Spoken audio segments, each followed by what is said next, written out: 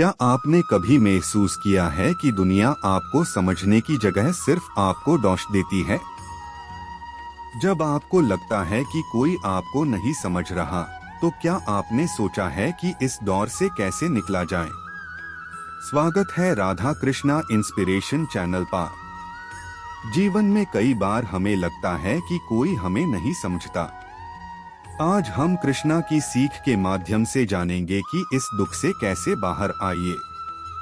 राधा एक समय अपनी जिंदगी में बहुत अकेली महसूस कर रही थी। उसके अपने ही उससे दूर हो रहे थे। उससे लगता था कि कोई भी उसकी भावनाओं को नहीं समझ रहा। हर बात का गलत मतलब निकला जा रहा था। एक दिन वो कृष्णा के पास गई और बोली, प्रभु, मुझे लगता है कि दुनिया सिर्फ मुझे गलत समझती है।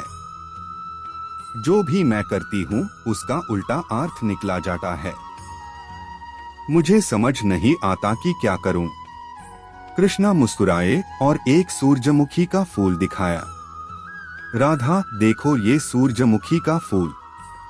ये सिर्फ सूरज की रोशनी की तरफ मुड़ता है। इसे कोई फर्क नहीं पड़ता कि बाकी फूल क्या कर रहे हैं।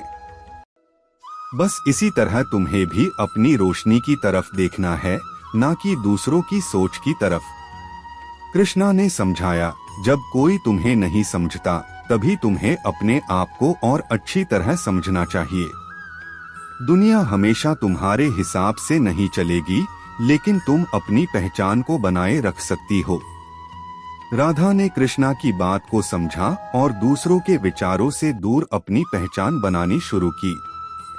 धीरे धीरे उसने जाना कि सबसे जरूरी चीज खुद को समझना है, ना कि दूसरों की सोच से परेशान होना। ये कहानी हमें सिखाती है कि अगर हमें लगता है कि कोई हमें नहीं समझ रहा, तो हमें खुद को और भी गहरा समझना चाहिए। अपनी पहचान को बनाए रखना सबसे जरूरी है। अगर ये कहानी आपको प्रेरणा देती है तो आइए शेयर करें और राधा कृष्णा इंस्पिरेशन चैनल को सब्सक्राइब करें।